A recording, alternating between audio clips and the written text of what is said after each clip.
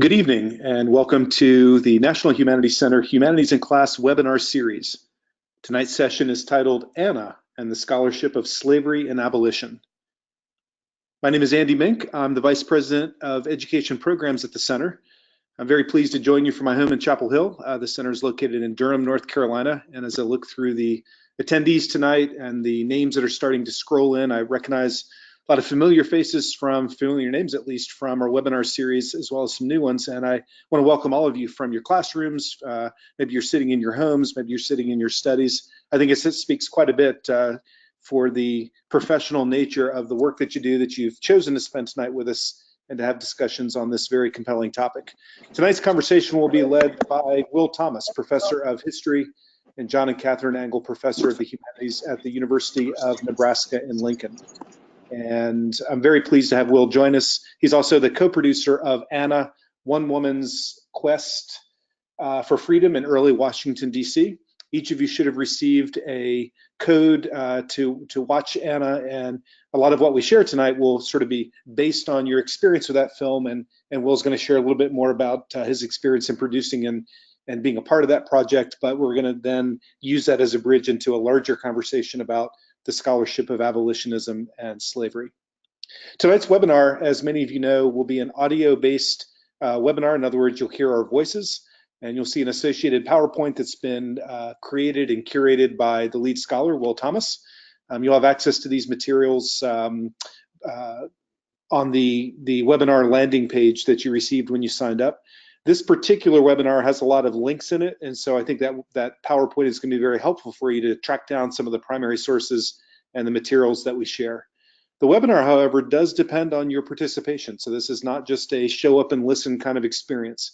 We do want you to use the chat box that's located at the bottom of the Go to Training control panel. I would love for you to introduce yourself, as I see many of you doing. That, by the way, will give you a chance to see how many different nooks and crannies of the country are being represented by our participants tonight. But that's also a place for you to respond to open-ended questions that Professor Thomas might ask. It'll give you a chance to raise some of your own questions, to register thoughts, to share links and approaches you use in your classroom. I really would like that to be as vibrant as it can be. My job then as the moderator is to keep an eye on the chat box and to bring your questions into the conversation. If for some reason you type a question and it's pretty important and hot topic and you see it scroll up because of the activity, never fear. I will keep track of it. If you'd like to type it again, don't hesitate to make sure that we get your question answered.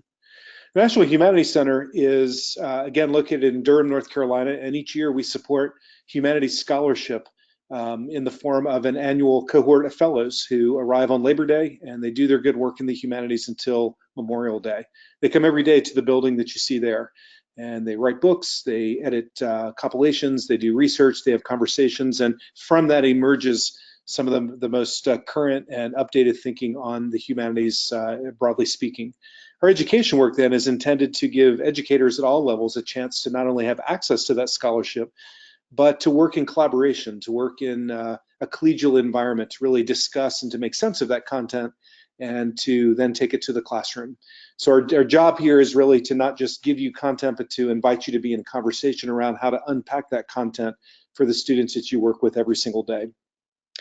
You can find much of this content on the center's website in the form of free and open materials, instructional materials. We've got lessons, and we've got primary source collections and kits, as well as essays written by some of the top scholars in the field. We also try to find ways for that to become more than just accessing materials, and I think this webinar series is a great example of that. Please visit our webinar page regularly. You can sign up for free. You can register for each of our webinars. We're in that point in the semester where we start to sell out quite a few of our sessions. I believe, in fact, our next 4 sessions are sold out, including tonight's session. I do want you to pay attention to some recent additions that we've made. That includes this webinar with Saul Cornell from Fordham University on making sense of the Second Amendment. That's scheduled for October the 23rd, and I know we still do have some slots for that because we added it a little late to the calendar. We'll be opening the registration for the spring semester in the middle of November, before Thanksgiving, certainly. I think the date is November 14th, and you can go in and sign up for the next 16 webinars that we'll offer after the holiday season. There's other content that you can download as well and make and deliver to your students. That includes a regular podcast series that we conduct in which we have conversations, short vignettes and narratives by educators in a variety of topics and disciplines. We also have digital textbooks that you can download from iTunes and from our website. These are intended to be remixable. These are intended to be small slices of pedagogical best practice that you can apply to your own teaching and hopefully find inspirational in the ways that you connect that content to your teaching. And we've launched our new online course series. This fall, we've got a course on digital literacy in the classroom that's being offered twice. In the spring, we'll offer additional courses, one on environmental history, one on economic history, and we'll have registration for those open up in the next month or so. But please keep track of our social media and on our website to see when those registrations open. So at the end of tonight's session, you will receive a link to a survey. We'd invite you to take that, and once you've completed it, you can download your certificate for attendance. This will allow you to track the hour and a half that you spent with us. You can register it with your administration and receive the credit that you definitely deserve. So having said all that as a framing introduction, I want to turn our attention then to the topic at hand. And I think as we put together all of our webinar series, we're really anxious to find compelling topics that are curricular, that is content and material that you likely teach, that likely match up on the standards and the mission and the approach that you and your department and your classroom has. But we also like it to be somewhat extracurricular. That is to say that these are more innovative ways to think about a topic that we often sort of spin our wheels doing the same old thing. I think tonight our focus is going to be on using the film, the documentary, the project Anna, and to really start to look at the way emerging scholarship is shifting as well. So I'm very pleased to welcome Will Thomas from Lincoln, Nebraska. Hey, Will, can you hear me out in the Midwest? Yes, I can, Andy. Can you hear me? I can. Thank you so much for joining. I'm going to give you the mouse to the PowerPoint and invite you to lead this conversation. But again, thank you so much for joining. Yeah. Well, thank you, Andy, very much, and thanks to the National Humanities Center. I'm really thrilled to be here, delighted to be with everybody and to talk about this important topic and how we teach it and how we think about the history of abolition and the history of slavery, and maybe talk with you about new approaches, new ways that scholars are thinking about these subjects, and also to take some time to talk with you about Anna, the film, and how it's situated in the scholarship of abolition and slavery. I want to say at the outset that I've never really done anything like this before, a webinar with so many people. I can see you all greeting each other and saying hi across the chat box here, and I'm saying back to you that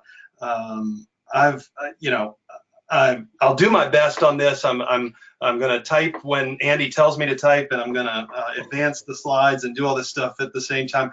Andy, I think, knows, and we've worked together before, that I have the personality of a Labrador Retriever. I'm really good at fetch, and so I'll try to do my best with this. Fantastic, Will. I'll feed you the questions when they come in. Right, and I will go fetch. I also want to just at the outset thank all the folks on the team that produced Anna with me. Mike Burton, animation artist and lead artist on the project, screenwriter Joaquito Dreher, African-American literature specialist and screenwriter, playwright, and actress as well. So the three of us really are what's behind this project. And I honestly have never done anything like this before in my scholarly career, to try to produce a film like this, to combine the disciplines of art and of creative writing and of history together, and to imagine the past in this way. This is part of a larger effort, I should say at the outset, and I don't want to ruffle any feathers here, but I think we've spent a lot of time thinking about historical thinking, or actually often described as just critical thinking, And Sam Weinberg and others have written wonderful pieces about this and influenced the field and influenced me in many ways to think about how we work with our students to promote their historical thinking. But in addition to that, I think we need as social studies educators and historians to be thinking about moral and historical, what I'm going to call is historical imagination. And so I haven't gotten very far in thinking about how to articulate this, but I wanted you to know at the outset that Anna is really one of my first efforts to demonstrate a work of historical imagination, where we are faithful to the historical record and the sources, but we're presenting those we're taking the leap of imagination necessary to recover the past that we can't see entirely through those sources. So, Will, can I ask you? May I ask just a distinction in that? How do you draw the distinction between historical imagination and historical fiction, for example? Is it a sense of the medium and the fact that a visual medium, as Anna is created in, is much more robust? Well, yeah. To tell a story like this, we had to create some composite characters. We don't know her husband's name, for example. We don't really know much about him, but we do know about and have evidence in the sources of skilled workers across Prince George's County. And so we can attribute to characters in the past these qualities, right? And so that's what we've done here. Everything is drawn out of the slave narratives taken in the 1930s about Prince George's County and about Maryland. It's down to literally the loom we built for the scene of her weaving. You know, it's a reproduction loom we built in our studio, exactly to the design of an example from the period at Mount Vernon. And the important part there was to have the motion of the loom be of the actors who are weaving, to have that motion be historically accurate, you know. So there's things like that. I guess I'm saying that I think in the profession we've spoken long and hard about critical thinking, and I think we also need to think about historical imagination, not in a historical fiction sense, like we're just going to make up something, but using the sources to imagine and make inferences about the past. Does that? It does. Andy? Thank you very much. Yes, thank you. So what I thought we'd do tonight, though, is go in sort of part one and part two, and there's a little intermission in my slideshow, and we can take a little break partway through. But what I'd like to do is in part one, start with the current state of scholarship on slavery and abolition, and then pause, and then in part two, look specifically at Anna and at the story of freedom suits, and where these suits that I'm writing a larger book about this, where these fit in the larger framework, and also to talk some about, you know, the teachability and what we can use this 11-minute film for in our classrooms, and to answer questions you might have. So does that sound like a good plan to start out? Sounds like a great plan. Thank you. All right. Okay. So I'm going to just talk for a little bit about the changing state of scholarship right now. And I literally got one book today in the mail from Amazon by Sean Wilentz, the new book, No Property in Man, Slavery and Anti-Slavery at the Nation's Founding. Needless to say, I haven't had time to read it, but it's indicative of the speed with which our understanding about slavery and abolition in American history is changing and growing. And so I want to help us understand what some of those currents are.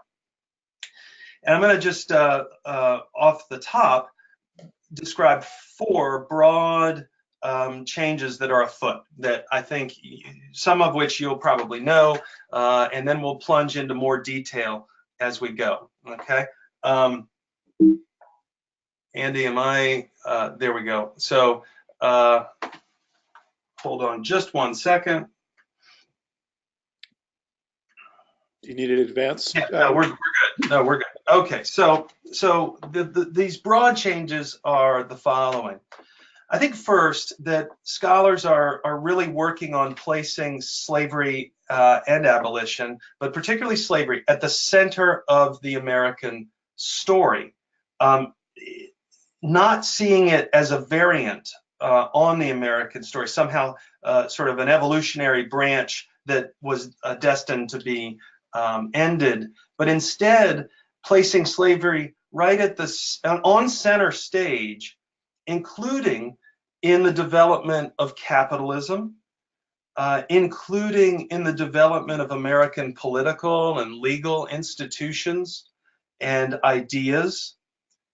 And the important point here to note is that I think for teachers that slavery is really, in the field of scholarship, it's not a sidebar. It's not just a small part of an otherwise larger narrative. It is central to the narrative of American history and the American story. And the move in scholarship right now is really to see it in those terms. And so that's a broad, and again here I'm just speaking about broad trends, okay? And we'll go into more detail in a few minutes. The second broad trend is that scholars are taking account of American history in a global context more than they ever have before. And slavery is part of this global history. And the American experience with slavery and abolition is part of a global process. And one of the most striking developments in this area is the recognition, and we're going to talk a little bit about it in a few minutes, of the transatlantic exchange of abolitionist ideas and practices and thinking. And so we want to pay attention to the idea of a transatlantic abolitionist movement, a global slaving and enslavement process that's occurring over 4 centuries all over the world, and the America and in British mainland North America to become the United States. The third big change that's afoot in the scholarship is seeing an important moment in the American Revolution and immediate aftermath of the Revolution. What I mean by this is, and actually the book I just mentioned, Sean Wilentze's new book that just arrived today, is in line with this thinking. The emphasis among scholars working on this is that the exclusion of slavery from the Constitution was intentional, was purposeful, was part of a broader liberal Lockean moment of revolutionary change, and that in the United States, that essentially a much later justification that slaveholders began to articulate for enslavement was based on race, and really, in other words, this move is that Americans, many of them, recognized the illegitimacy of slavery in natural law and in American law and in the common law and even in the Constitution. And American slaveholders over the revolutionary period, in the aftermath of the revolution, essentially papered over that illegitimacy and created a racial justification for enslavement so that they could hide, in a way, the illegitimacy of enslavement and slavery as regards natural law and American law. one of the most important pieces of scholarship in this area is Holly Brewer's article that just came out last year, and I urge you to take a look at it. It was in the American Historical Review. It's our field's major publication, as you know, and it's in the October 2017 issue of the American Historical Review, and it's called Slavery, Sovereignty, and Inheritable Blood. And what she shows is that there was a fundamental incompatibility between Lockean liberalism and slavery, and that the legitimacy of slavery in the law and in philosophical thinking was not, it was illegitimate. And anyway, I would say Holly Brewer's piece and the new book by Sean Wilentz are in this mode, and this third mode that I'm describing of recognition that the American Revolution unleashed ideas that were directly incompatible with slavery, that put slaveholders on the defensive for over a generation, and that questioned outright the legitimacy of slavery as regards natural law. So that's an important development that's happening right now. Sean, one of you've asked Sean's last name, Wilentz. It's W-I-L-E-N-T-Z. He's one of the most preeminent scholars of American politics in the Revolutionary period, and he's at Princeton. So, and the fourth and last on this is the last kind of big trend that I want to mention before we dive in a little bit deeper here is seeing slavery as from a variety of operating in a variety of contexts. Slavery was widely variable, is the point. Adaptable,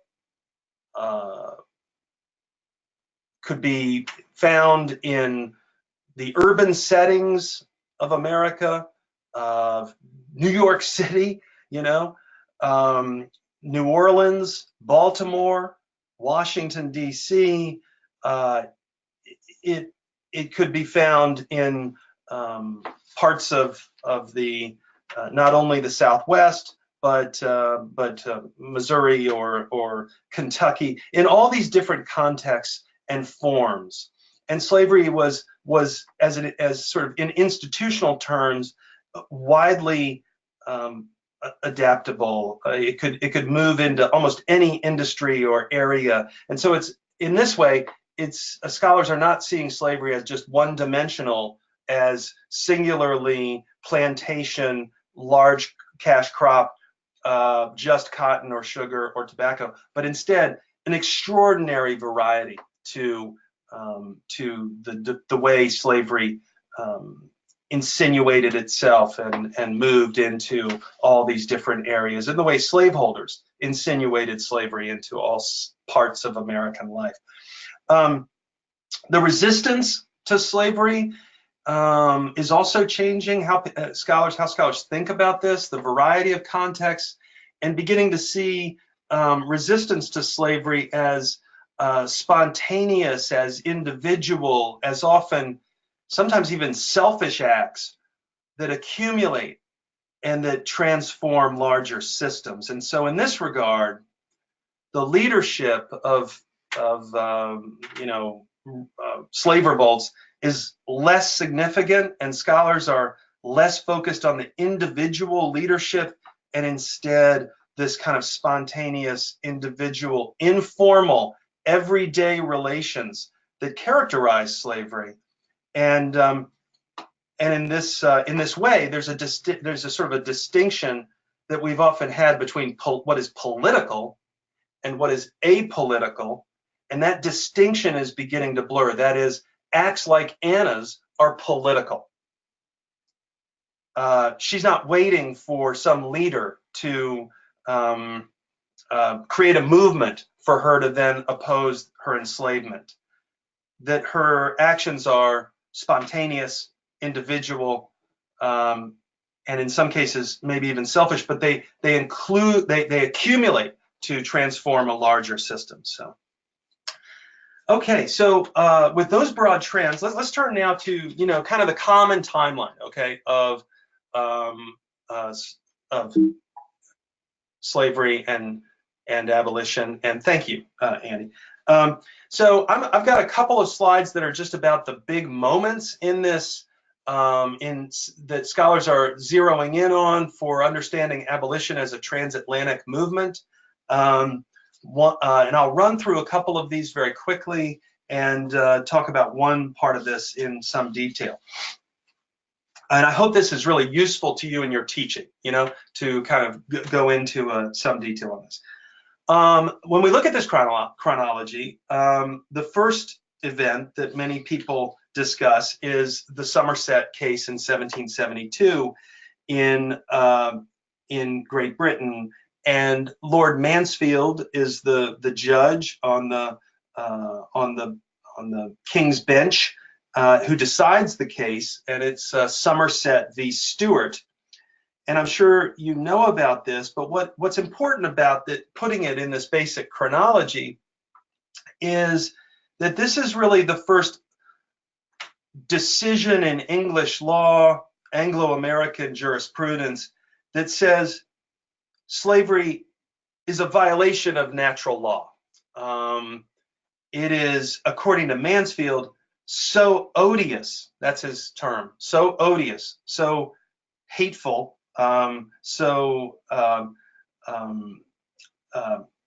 sinful in a way, that it could only be maintained through positive law.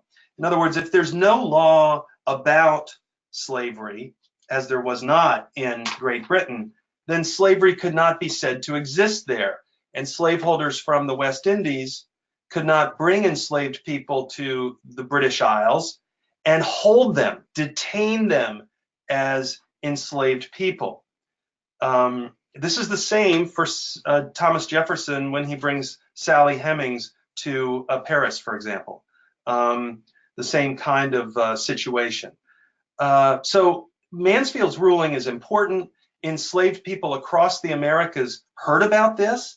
They knew about it. It was a widespread common knowledge that this decision had come down, and that slavery in a way could not exist in English law on English soil. A lot of legal commentaries talked about this decision.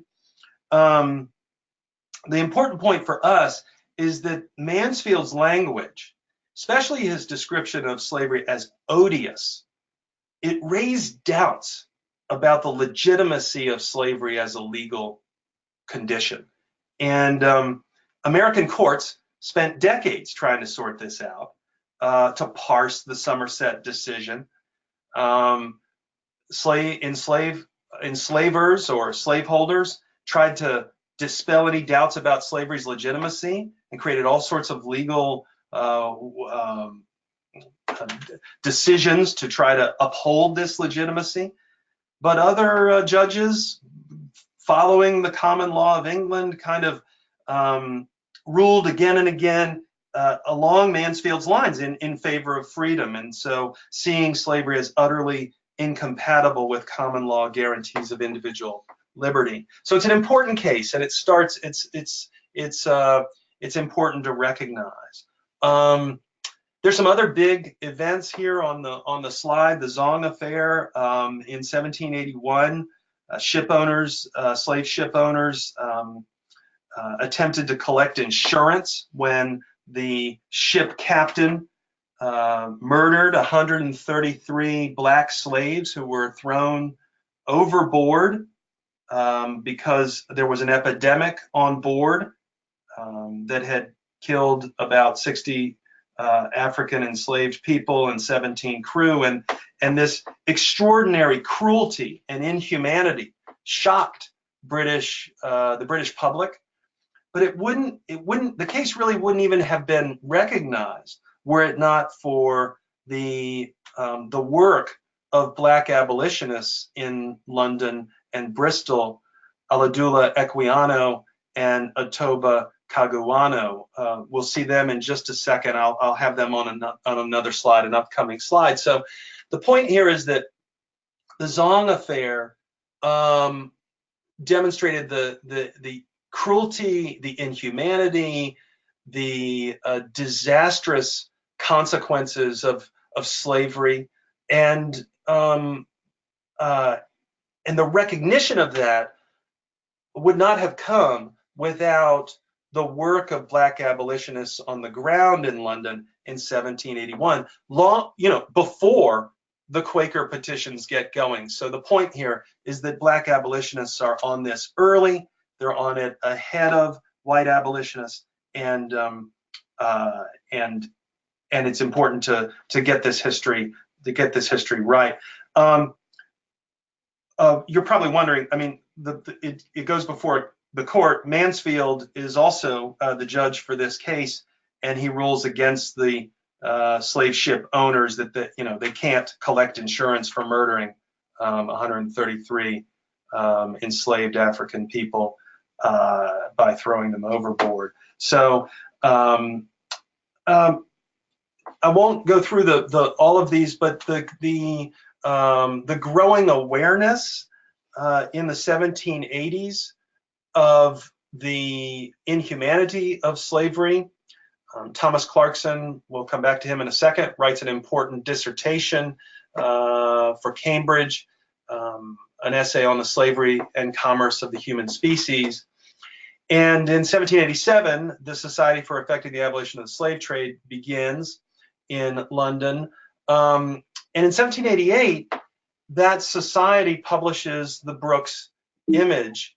We'll go to the next slide. I'm sure you're all familiar with this. I assume it's in your textbooks. It's in many history textbooks. And I want to say a few words about it. This largely comes from Marcus Rediker's excellent book on the slave ship called The Slave Ship, A Human History. And if you're interested in the full human ordeal of the slave ship and it's what it did, the work that it did as a sort of floating prison, and the slave trade itself, Rediker's account is one of the best there is. It's called The Slave Ship, A Human History.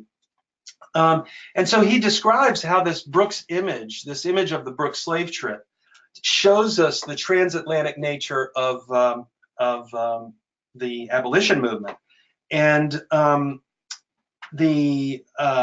this is a ship that was sort of randomly chosen by the Plymouth Abolition Committee to be featured in this broadside, this rendering. It wasn't an exaggeration. It was well known in the slave trade. It was built in 1781 in Liverpool. It was a 297-ton ship, and that was it was bigger than most. The average was 200 tons, but it was representative of the class. But what it really was representative of was this was a ship, the Brooks, that was built specifically for the slave trade. Okay, earlier ships had been converted for the slave trade, but the Brooks was designed, built, and launched for one purpose: to conduct slave trading voyages.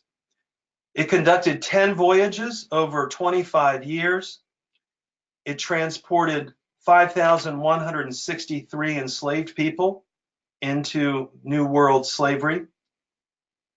It delivered 4,559 of them alive.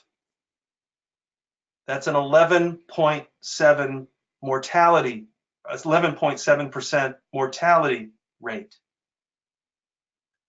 And that was average for the 18th century.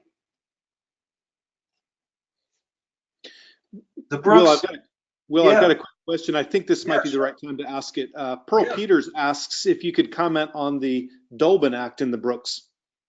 Yeah, I'm kind of getting to that. The Okay, Dolben, let's do that then. yeah, That's good. yeah, that's a really good question. The Dolben Act is passed in, I think, 1788, and it was really meant to regulate the slave trade and to sort of cap the number of enslaved people per ton that could be transported, and to require medical doctors to be on board for the health and well-being of the enslaved. But the point of this, actually, well, there are 2 points to what we should know about this Brooks image. One is this. One relates to the Dolben Act, and one relates to the image itself. The first is this. The committee in Plymouth, England, the original 1788 image, showed a sub-bar with the phrase, "Am I not a man and a brother?" ? I'm sure you're familiar with that phrase. And it included a statement disavowing the abolition of slavery. The original edition said, "Thus then the value of private property will not only suffer no diminution with these regulations under the Dolben Act, but will be very comfortably enhanced by the abolition of the trade." In other words, the value of private property will not suffer any diminution. There's abolish the slave trade, but don't abolish slavery, in other words. And that statement was kind of a statement supporting the property values of slaveholders. But when the edition got to New York and Philadelphia, American printers changed it. And we're probably more familiar with the American edition published in 1789 by Matthew Carey. He was the editor of the American Museum. Thousands of copies were distributed of this broadside, and they changed it. They removed the kneeling slave, "Am I not a man and a brother?" And they took out, the Americans did, the statement implying that abolition of the slave trade would enhance private property. And instead placed in it that this broadside was produced by the Pennsylvania Society for Promoting the Abolition of Slavery. Okay, this was an attack on slavery itself. So scholars are really looking at this transatlantic exchange. Something starts in England protecting private property, not attacking abolition of slavery itself.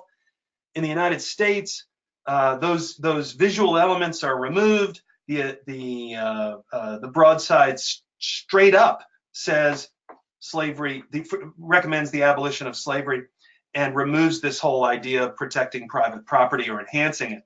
And it goes back to London, and this is sort of the result of the next phase of the Brooks editions. And what you see here, and I'm sure you can see this, that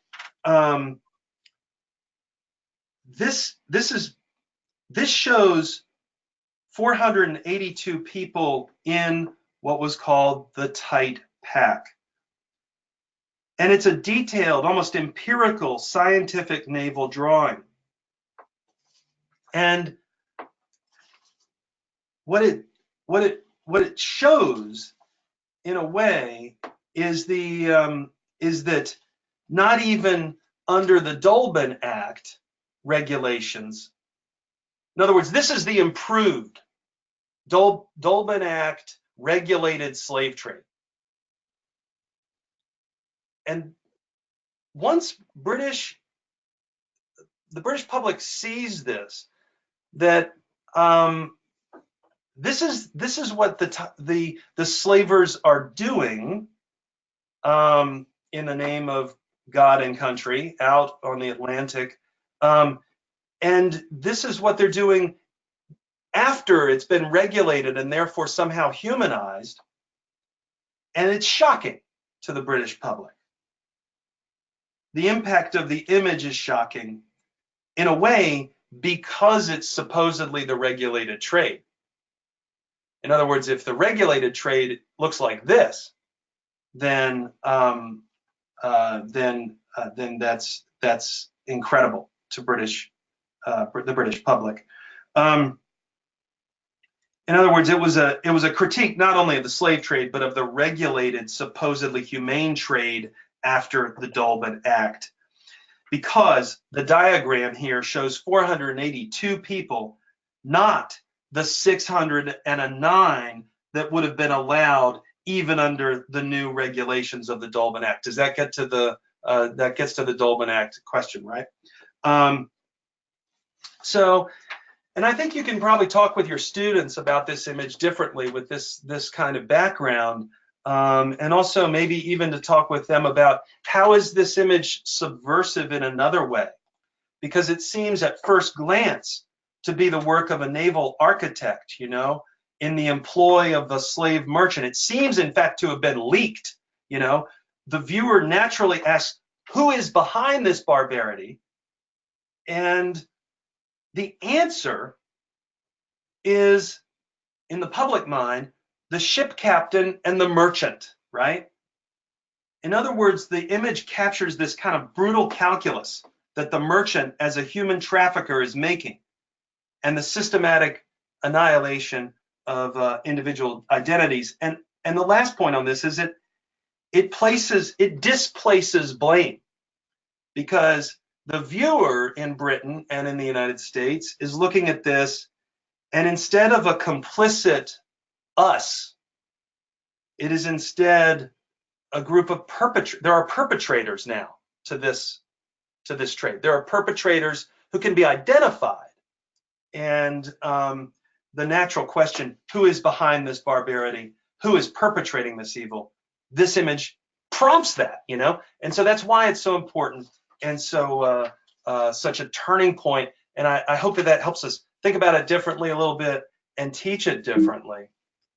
I think so. Will, I do want to ask you a quick question that, in fact, a question that Jeremiah has posed, and you know, I can tell from even what he typed in. You know, sometimes these are difficult questions to ask, but certainly these are the kinds of things that our students might be thinking about that, you know, we have to sort of face head on. And Jeremiah asks, how could slavers afford to lose more than 10% of their investment in property before delivery? In other words, why were they not encouraged, at least by financial gain, to reduce those losses to less than 10%? Well, that's a great question. They were encouraged by financial gains to do that, but the truth of the you know, scholars have really looked into this, and the slave trade was extraordinarily profitable. The margins were so high that you know, they could tolerate loss of life, and were willing to tolerate it. Over the course of the century, 18th century, that rate of death drops, but it's still very high. For the 25-year period that the Brooks was on the water, the average was a mortality rate of almost 8%. In other words, the Brookses was higher than average. Over the century, the average was 11% or so. You know, but as I said, I think the margins and the rate of return, to use that terminology, was so extraordinarily high that it was tolerable. I don't know, does that answer the question, Andy? I think so. I think it does, yeah. Okay. Just a couple more comments on this. You know, I'm just putting on the slide here some other major events in slavery and abolition: the petition campaign to end the slave trade in England. You know, thousands of signatures, hundreds and hundreds of petitions flooding into the House of Commons. The importance of the French Revolution in 1789 and the Haitian Revolution, 1793-94, cannot be underestimated. And historians are really talking about this period as an American Revolution, a French Revolution, and a Haitian Revolution. one revolutionary age, and I think we should kind of predict it. Present it that way. In the United States, there is a abolition on the slave trade in 1807, goes into effect in 1808. Great Britain begins campaigning to end the slave trade, not slavery, but the slave trade, with all the European powers. They attempt to do this at the Congress of Vienna. A number of the powers agree to this, but not all. Spain does not. In the American setting, this period around 1815, 1816, 1817 is really important. And, this is when, of course, as you probably know, Anna leaps from the window at Miller's Tavern in Washington, D.C. And I'm really struck by this book that I mentioned from Sean Wilentz. He said, I did manage to read just the introduction today. And he says, 1815 is this turning point when the questioning of the legitimacy of slavery gains ground. And I think what we see here is the recognition that human trafficking and slavery is a violation of international law, is tied to the recognition of the moral evil of slavery, and then tied to the recognition that constitutionally, maybe even legally, slavery could not be justified, could not be legitimized. And so, as we'll see in a few moments, the freedom suits play into this. And Ann Williams takes her action at this same moment. I put a link in here to Jesse Torrey's A Portraiture of Domestic Slavery. This is one of the first abolitionist pamphlets, and Torrey is the person who interviews and meets Ann Williams in the garret after she's been so horribly injured in the jump from the window. And so we'll come back to Torrey in a few minutes, but there's a link to the pamphlet here for you when you download it. Okay, go to the next slide. Yeah, so one of the big shifts in scholarship right now is the recognition of and the teaching of Black abolitionism. Now, I mentioned that Equiano and Caguano were collaborating with Granville Sharp in 1781 to broadcast the sort of horrible news of the Zong affair in London and Plymouth and elsewhere in England. I've put here on this slide some of the principal Black abolitionist works, not including Frederick Douglass, and I'm sure you know about his narrative, but these others with links to their books are really important and have become the focus of much scholarship, showing that Black abolitionism in many ways is the missing piece of how we understand the rise of abolitionism in American and British contexts. I'm going to say more about that in just a second. Let's see. Can we go to the next one? Okay, so some of the previous explanations before we get to a little more detail on today, and I hope this is especially helpful for you. When we look at the explanations for abolition, the rise of abolition, Thomas Clarkson's work, The History of the Rise and Progress of the Campaign Against the Slave Trade, published in 1808, becomes really the definitive work for almost 150 years. I've put a link here, and Andy, can you link to it and then come back to the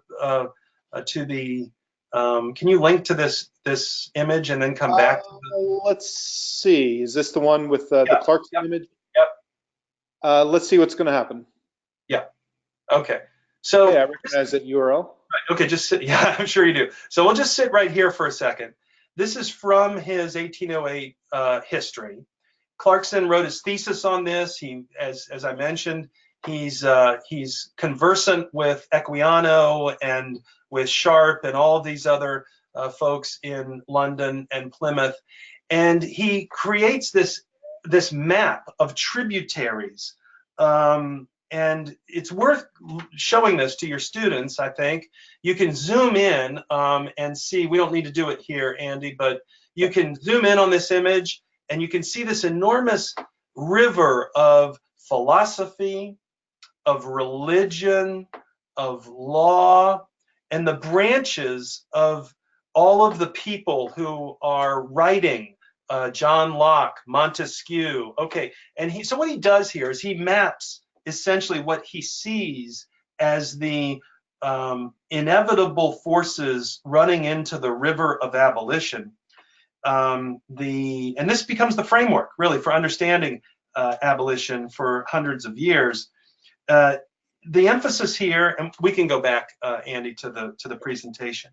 The emphasis here is what I would call on British liberty and gospel love. You know, Clarkson's account is that British society was special, that British conceptions of liberty were special, that British Protestantism and its understanding of a rising kind of evangelical spirit centered on gospel love were central to this, this movement of abolition. The important part about Clarkson's piece is he sees it in many ways as inevitable, okay? It's just, you know, it's natural, it's rivers, it's tributaries, they're all running into the Great Sea. It's unstoppable, and it's a demonstration in his mind of moral progress and noble actions. And so, so this is sort of a dominant interpretation through the whole, well into the 20th century. So the second big interpretation is Eric Williams' Capitalism and Slavery in 1944. He's a Trinidadian. He is an Afro-Caribbean scholar, and he takes a completely different view. His view is that Great Britain was in economic decline, and this is sometimes called the decline thesis of the history of abolition, and he's emphasizing the idea that there's a central hypocrisy to abolition. What I mean by that is Williams is arguing that abolitionists became abolitionists when it was convenient for them to do so. When the sugar plantation economy was already in economic decline. He puts that at the center of the story. In other words, it's not noble action, it's not British conceptions of liberty, it's not parliamentary debate and William Wilberforce. No, it's this notion that the abolitionists campaign against the slave trade when it becomes economically convenient for them to do so, when the value of the British sugar colonies has diminished enough after the American Revolution that it was no longer costly for them to cut ties with Caribbean slavery. So economics matter more than morals for Williams. And I'll just give you a taste of his one famous quote from him.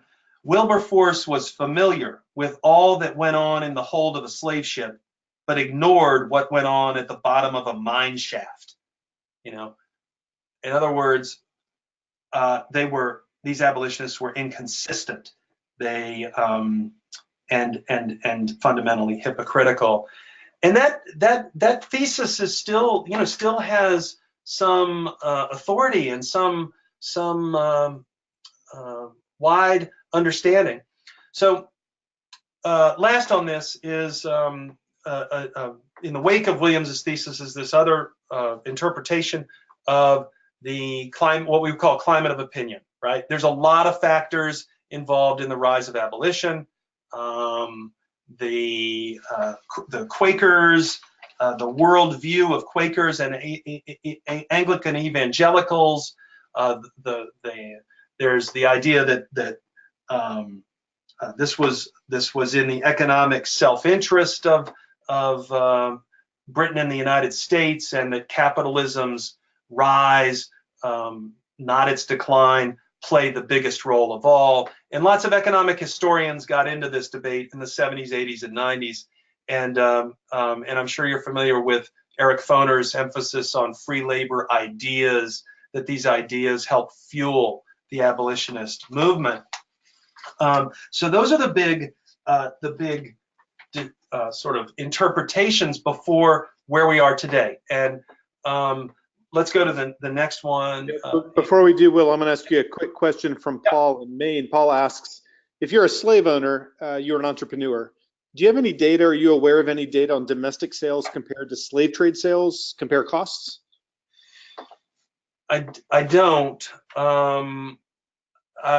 We'll get to the interstate slave trade in just a minute. It's a really good question. I will say this right now.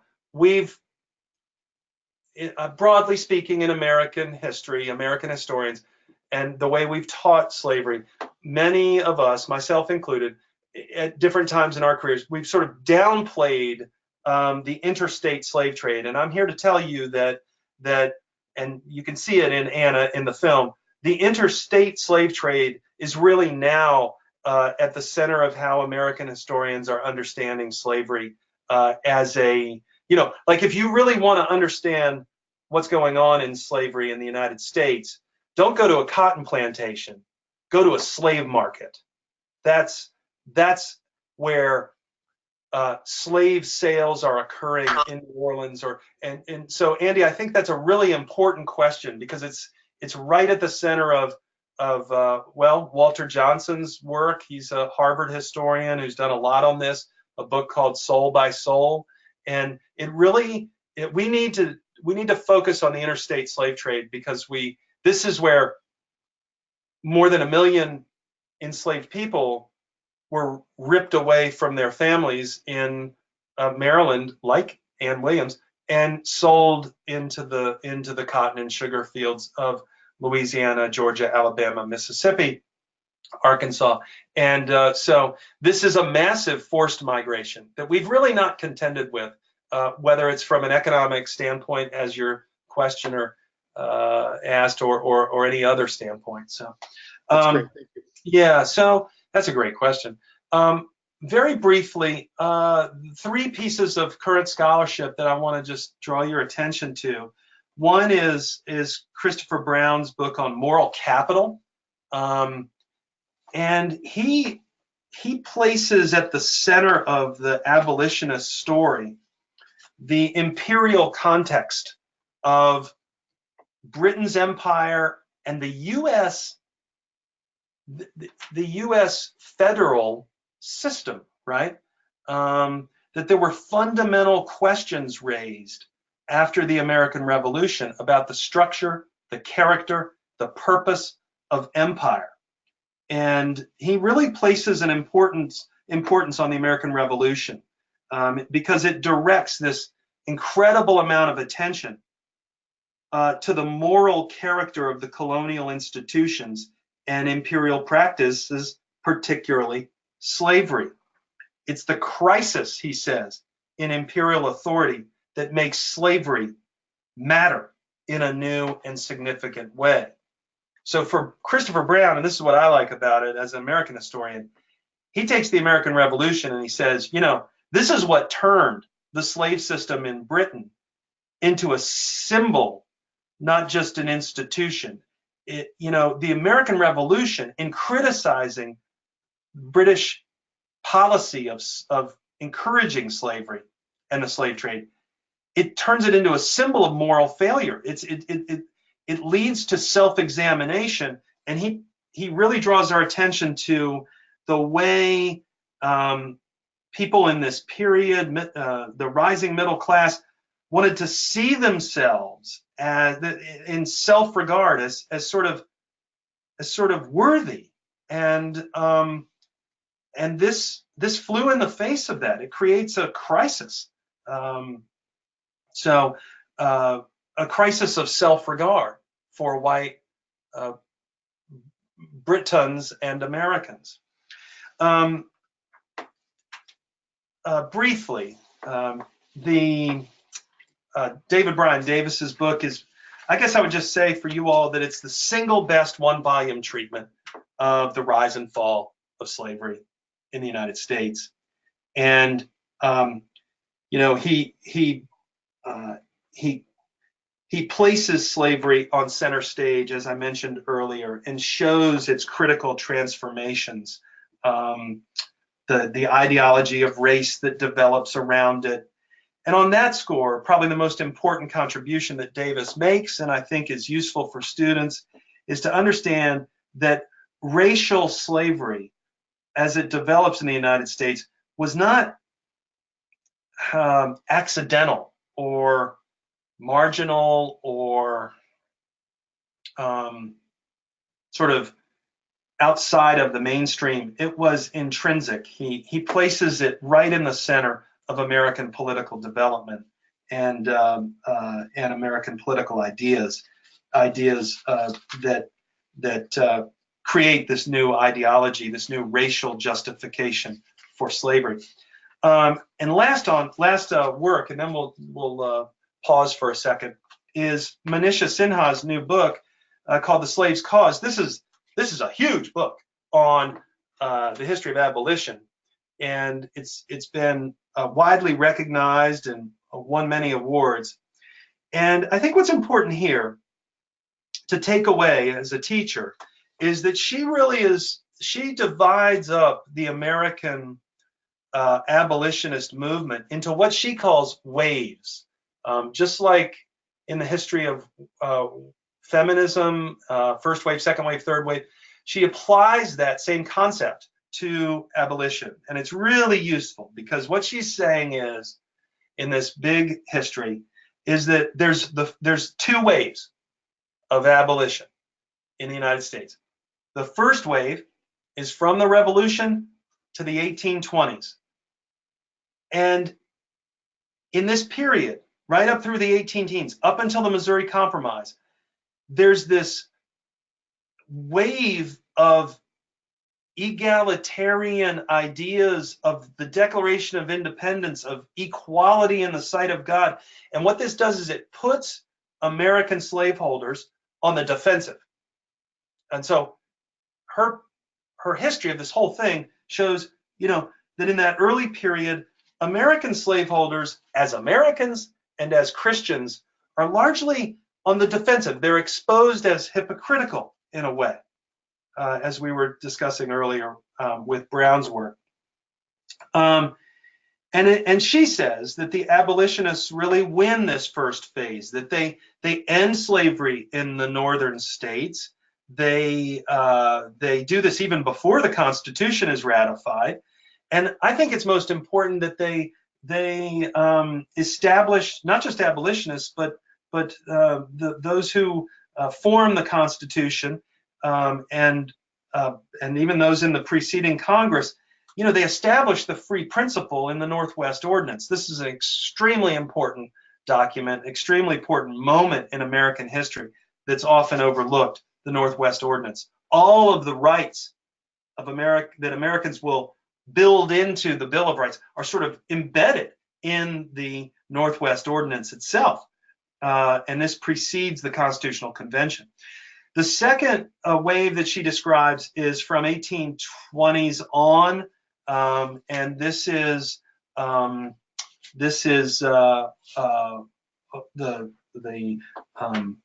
when particularly slaveholders attempt to consolidate their authority and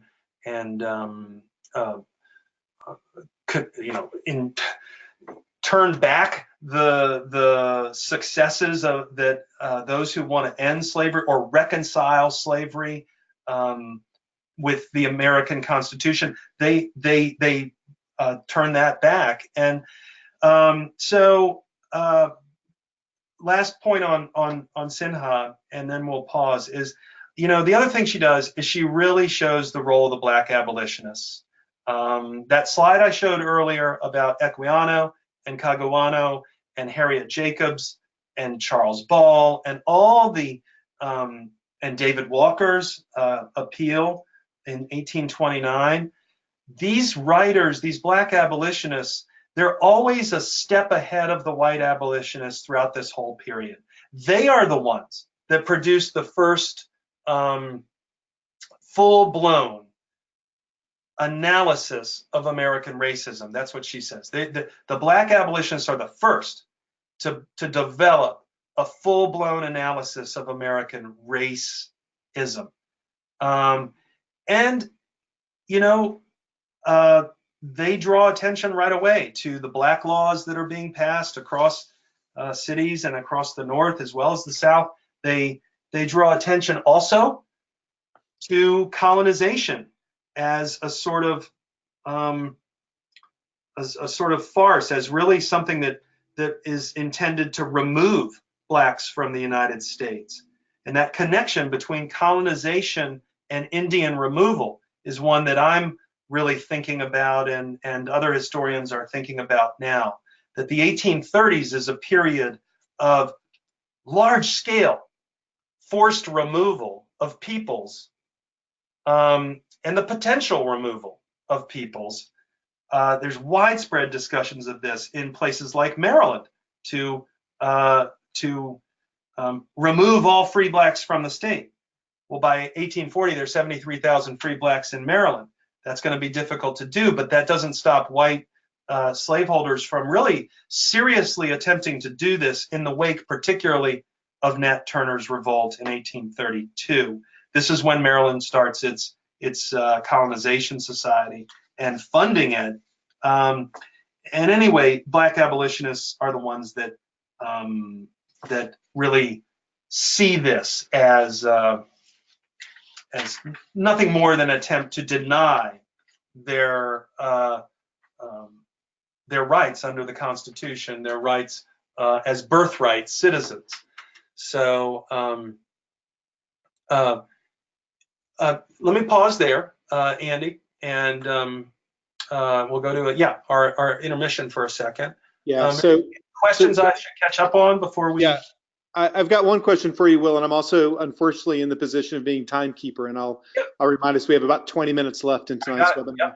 Yep. But I do want to ask one question just to take a little bit of a break. It's been such a wonderful sort of mosaic of what this scholarship is, the way it's way the interpretations have shifted and changed, and definitely a lot of great resources for teachers to to pursue on their own. But you're also a teacher, and you work with students of all ages in Nebraska, before that Virginia. In your view and the experiences that you've had, what seems to be some of the most common misperceptions or the gaps of the younger people you work with on this topic? You're working with kids that many of our participants tonight will have had 3, 4, 5, 6 years previously, age-wise. Yeah. What are the young people sort of missing, and what gaps do you try to fill? Well, that's a great question, Andy. I think there are a couple. One is, I mentioned earlier, I think that young people in my classes don't know anything about the interstate slave trade. They have a working familiarity with the Middle Passage and the African slave trade, but they don't really have a clear understanding of the violence and the terror and the separation that was the interstate slave trade. They have some familiarity with like an auction block or something, but they haven't really put it together that from 1800 to 1860, more than 1 million people were sold and separated from families. That this in a way is twice the size and scale of the African slave trade to British mainland North America. You see what I'm saying? Yeah. And so that's a one thing. I think the second thing is there's almost no familiarity with what we're about to discuss, which is the use of the law, the freedom suits that enslaved people brought to court. And by that I mean there's really a kind of a one-dimensional sense that young people have of slave resistance as only being large-scale revolts like Nat Turner, and not really understanding the ways that slavery was challenged by enslaved people at every point and in every way, you know. And so I mean, I think in that regard, I think also there's just a sense that emancipation came only in the Civil War, and you know, this idea of waves of emancipation in the North, in the immediate aftermath of the Revolution in New Jersey, in New York, in Pennsylvania, the whole gradual emancipation phases in those states are sort of lost. They're all blurred into one emancipation in the Civil War. And therefore, the biggest area, gap of knowledge, I think, is free Black life. Mm-hmm. Most students know nothing. Like, there were free Blacks, you know, they don't, it's just not something they've really thought about or encountered. Yeah, those are great points. Thank you very much. Last on that, and I see Pearl Peters' question. Thank you, Pearl.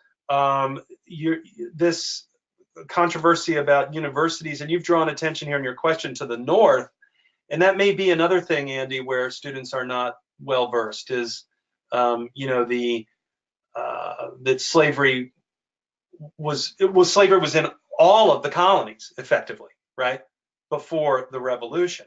So there's a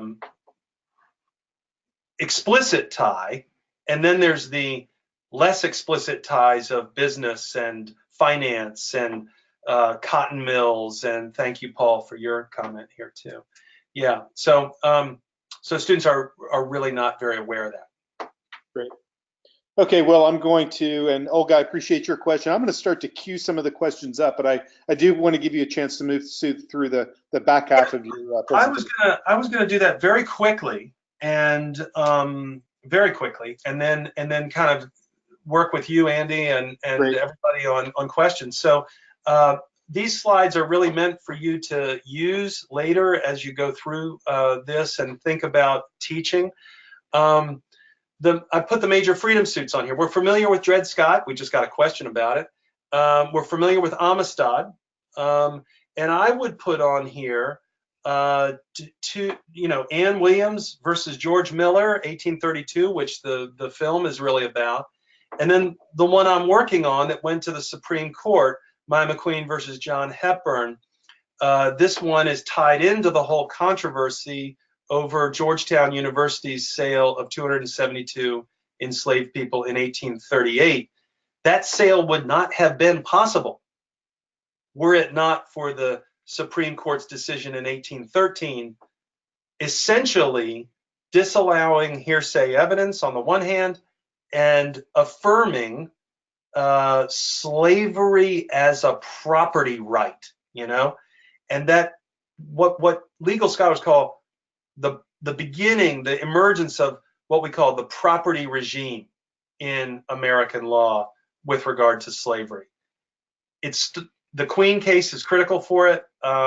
It's the beginning, in a way, of this property regime, seeing all enslaved people as property rather than as subjects, as human people before the law, and that is culminates in Dred Scott's case in 1857, because it's, of course, explicitly based on the Fifth Amendment right to property and due process and So the link there is to all of the Washington D.C. project, where I've got all of the freedom cases in Washington. There were 480 of them. Your students can dive into them and use them and explore them. I'm interested in writing about this Maryland, these Maryland cases, the genesis of them. I put Quock Walker's case on here in 1781, one of the first. But there are a whole series of families who sue for their freedom in Maryland, and then they bring those suits into the District of Columbia, and that's the book I'm writing about right now.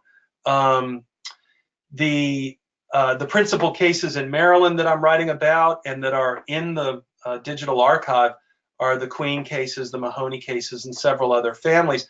Collectively, I'm calling these the White Marsh trials, because they come from a place called White Marsh, where the Jesuits who found Georgetown College also they hold, own, so to speak, over 300 enslaved people on 5 plantations totaling 10,000 acres in Maryland. One of them was at White Marsh. Here's the Basilica.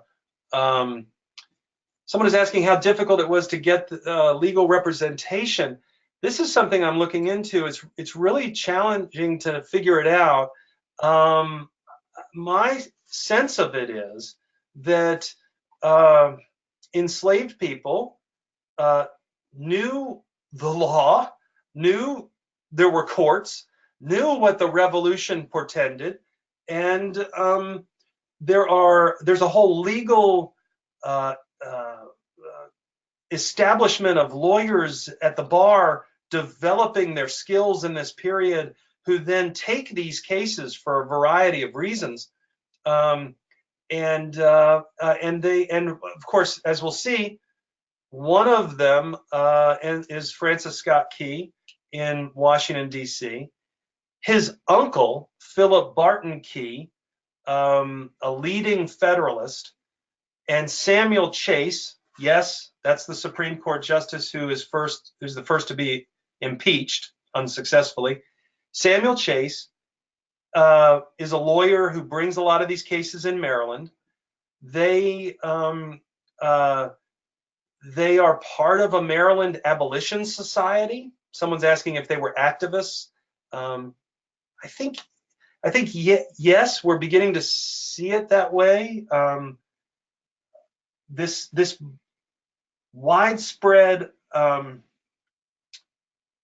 understanding that maybe slavery is incompatible with American law, and there needs to be a reckoning of that through the courts, through the law.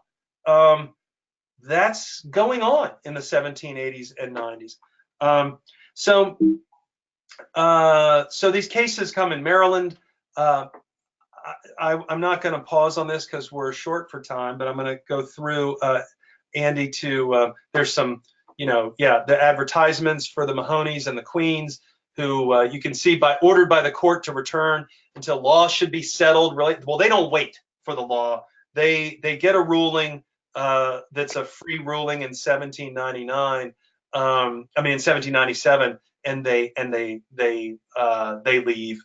There are appeals and that go through the Maryland High Court of Appeals. But anyway, this is just from my book. It's a floor plan of the Maryland State House. At the top of the screen is number 5 and 6. That's where the court was. The court was literally in the State House, near the legislature, the Senate chamber, and the House chamber in Maryland. And the point of showing you this is to say that these courts were busy places. African American plaintiffs were all in them. They were at the center of political power and authority in the state, bringing these petitions for freedom all through the 1790s in Maryland. And we cannot for a minute think that they were somehow, unaware of what was going on around them. They were literally in the Great Hall pleading their case in Maryland, in Annapolis. Those of you who've been to the Maryland State House, or if you've watched House of Cards, I guess, you would know about this building. Let's skip that, Andy, and go straight to, and this is the petition in D.C. But let's go down to the interstate slave trade slide for a moment. There's Key. He's Ann Williams' attorney. He actually represents Ann Williams in 1828 and in court in 1832 when the jury trial renders the verdict in favor of her freedom. Key meets her in the garret in 1815, right after she has jumped from the window and is injured. And I find it remarkable that she finds him 12 years later, 13 years later, when she brings her petition for freedom. She goes back to Key. That's interesting. And so it addresses this, Kirsten's question here a little bit. Enslaved people knew the law, knew the lawyers, knew their way around the courts, and they pursued this litigation from start to finish. Okay, we'll skip Duval and we'll just go to and we'll skip this decision, which is important, and just go to the last slide, which is the interstate slave trade. And here I've just tried to encapsulate for you how I'm teaching this right now and its relationship to Anna. Couple of comments about it. You might have seen the Twitter account for every 3 minutes. It's linked here. Every 3 minutes, an enslaved person was sold in the interstate slave trade, and you could use that in your class. It's actually really effective. I have had students review it, and is that worth showing, Will? We don't have to right now, Andy. I think later folks can.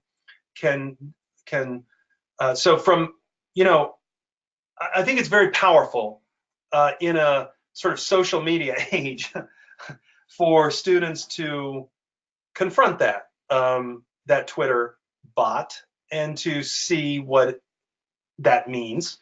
So I'd encourage you to do that. The slave trade in the 1830s in Virginia and Maryland transports 285,000 people. Some historians have estimated that in many Maryland counties, 20% of the entire enslaved population was sold over each decade. In other words, 1 in 5 people are being sold over the decade, and it starts to put in perspective the scale of this slave trade. And last, and then we'll take some questions, Andy. Let's go 2 ahead. This is the chronology for Ann Williams that might be useful for you as you show the film or talk about the film with your students. The documents are all available on the Ann Williams website, and that's available to you. I know you've got that link. It's annwilliamsfilm.com.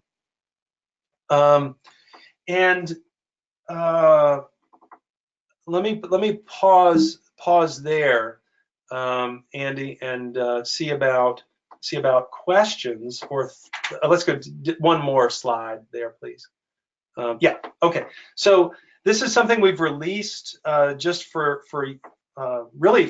this seminar, and hope you will give us some feedback on it. Andy, do you want to say anything about this? Well, I can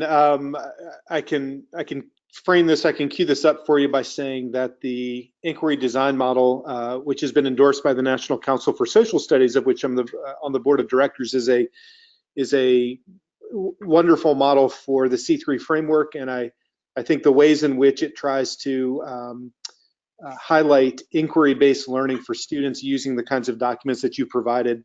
I think this one in particular, the URL is on the screen here. It's also going to, I think it's available in the collection of documents and materials for all of the participants. You know, this is one of those ways that we're suggesting, that you're endorsing really as a lead scholar in this topic, and as one of the co-producers of the film, of saying here's how you start to unpack all of the material that you've shared tonight. So I can only give nothing but 2 thumbs up in terms of the approach that this takes. But I think what's more important is that you as a scholar can look at this and say, yep, that's emphasizing the kinds of points that we need. Yeah. Okay. Well, this is really a set up for you to really adopt right into your classroom, and to use the 11-minute animated film. I've found that students just love it. They are, and I've shown it quite a bit to students of all ages, high school students. We did a number of sessions with high school students in the Washington D.C. area, and it led to just the most fruitful discussion, really, about what slavery was like, what the full dimensionality of people's lives that we try to represent in the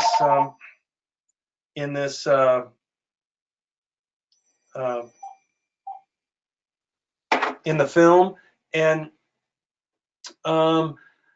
I think the design model here is to have you be able to really walk through this with your students in a sort of step-by-step fashion, and take it as far as you like with the different parts of this design. So it's not just for Nebraska. We did put the Nebraska standards in there, but it's for all people, to every state. So let's see, Andy, what else do you think is on mind about? We just have a couple of more questions before our time is up tonight, and I want to pull back to Paul's question in a moment, but I'd like to start with Raina's question, and I don't know that I'm going to ask her question to you literally, although you might know of some books for 6th graders that has some information on interstate slave trade. I suspect that the expertise you have may or may not include young adult literature, but right. I guess what I'm more interested in you responding to that question is, for 6th graders, 12-year-olds, 11-year-olds, how do you imagine these kinds of topics? We talked earlier about the gaps in your undergraduate students, but what in your view is an important foundation for the middle grades and the secondary level students of, like, what's the takeaway for even younger students? What would be that thing that you feel could really help them start to grapple with this very complex topic? That's a great question. And I wonder if Anna, as a central figure, although how that may be sort of the narrative, the vignette of this person as she represents the larger thing. Yeah. Here's what I would stress. Enslavement, slavery, worked by isolating and cutting people off from family. Okay. In other words, enslaved people resisted slavery by creating belonging. Students will get this immediately. So the tension here is the resistance to slavery really was help them understand that it was about creating belonging through family, right? And what they're facing is a system that not only dehumanizes people, but is really about trying to isolate and separate and strip away all of the community and family bonds that support someone, right? That's what the slave trade does. it's isolating and separating. And African Americans recognize this, and they fight with all of their might to resist that, as well as to challenge slavery in the law. And to challenge slavery in American society. So I think that's something I would emphasize is belonging. Yep. And Will, I'm going to actually queue up one more question. Would you like to play this short audio clip? We're almost out of time. Well, I would just say that, I've interviewed Melisande for my book. She is one of the Georgetown University 272 descendants. She is now a student at Georgetown, actually, and I have gotten to know her very well. And this short clip from my interview with her last year, it's only 90 seconds or something, but it speaks to this issue. And maybe, do you want to play it? Or you know what, I do, because I want to represent this voice. So I know we're just a few minutes over, but you know what, I think this is more important. So we'll play this and then we'll wrap it up. All of the things that my grandmother had ever told me sort of fell into place with missing pieces. And the missing pieces are the sale by Georgetown. I know who we are here in Louisiana. I want to know who we were there and what was going on there, and why amongst this group of people were these 272 family groups, because that's what it represents, a family group. What were these people doing that they needed to be sold south? And what was going on in Louisiana? The annexation of the Louisiana territory, bringing people here to populate the territory. This was the new American frontier moving west. So New Orleans became the Walmart of slavery. And it was collusion by all entities to keep that. Yeah. You know, the British cut off slavery to punish the Americans. Napoleon got his army killed to quell an uprising in Haiti. So all of these world events are really centered around these families who have been written out of history. Well, I'm actually going to remind you of something you said to me earlier in our walkthrough, and hearing that voice was very powerful. But I think you also, maybe I'll ask you to repeat it, you also remind us that as we talk about these subjects, this is not something locked in textbooks from long time ago and far, far away, but we're with and amongst people all the time whose family is a part of this narrative we're trying to unpack. Yeah, that's right, and that's something that I'm really bearing in mind. I mean, Letitia Clark here, a Queen descendant, Melisande Short-Cullum, whose voice you just heard. We are talking about the history of slavery in the midst of people who are descended from those who were enslaved. And this is something in the scholarship that I think is just coming forward. We're beginning to understand that to really understand slavery, we have to understand that particular families were enslaved, right? That's I guess, if you can in your teaching get to that point, the particularity, and then the living descendants today of that are with us, I think it begins to place this whole question in a different frame of reference for your students. Will, that's a wonderful place to end, I think, and I can't thank you enough for joining us and leading this conversation tonight. Will, thank you very much. You're welcome, Andy, and thank everybody. I enjoyed all the comments and being with you, and great luck with your teaching. Also remind everyone that they should keep an eye out for Will's book that he's working on currently, The White March Trials in American Slavery, 1789 to 1860, or titled Ordeal of Freedom. So please keep an eye out for that. Also check out the PowerPoint once this is finished, and you'll have access to all of the links and the documents and the different recordings that we'll share during this session.